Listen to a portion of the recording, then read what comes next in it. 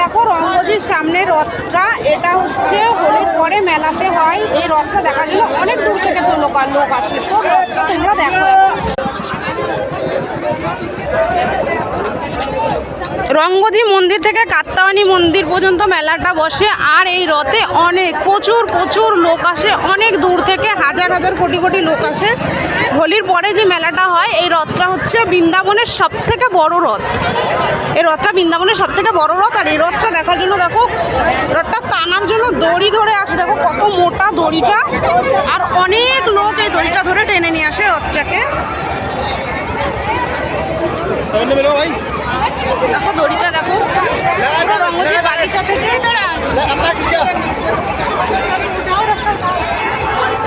প্রচুর লোক এই রথটাকে দর্শন করার জন্য আসে। এই যে দড়িটা ধরে সবাই প্রণাম করে, সবার অনেক রকম মনস্কামনা এই রথটা থেকে পূরণ করে। মানে কাত্তাওয়ানি মন্দির থেকে রঙ্গজি মন্দির পর্যন্ত পুরো রথ মেলা হয়, আর রথটা টানা হয়। এই রথটা আবার রঙ্গজি মন্দিরেই চলে যাবে। সকাল 8টার সময় এসছে, বিকাল 3টের সময় চলে যাবে। তো ততক্ষণ এই অনেক লোক এসে এই সব রথটাকে দর্শন করবে। আমি আমার মেয়েও এসছি। আর এই যে এখান থেকে পণ্ডিতজি ফল ফেলছে, যার যা মনস্কামনা সবাই এখানে পূরণ করে। দেখতে পাচ্ছ অনেক লোক এসছে, এটা শুধু মুখে বলার কথা নয়, এই দুপুর রোদ্দুরেও।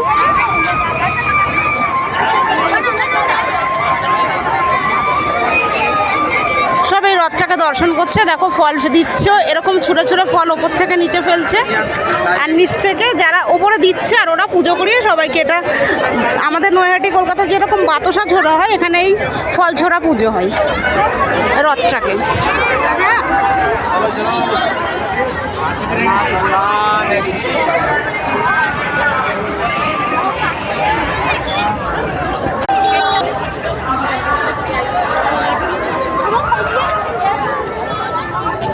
চাকাগুলো একটা মানুষ সমান, এতটা লম্বা, আর চওড়া তো মনে হয় অনেকটা চওড়া।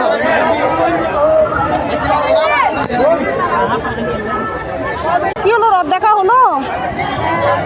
এত রোদ্রেও রথটা দেখতে ভালো লাগছে না? এই যে চাকাটা দেখো কত বড় বড়। এই যে চাকা ধরে সবাই এরকম ফটো তোলে, আর এই যে নিচে বসে বা এই যে পণ্ডিতজিরা রথ যায়। या तो लगा बैठ जा।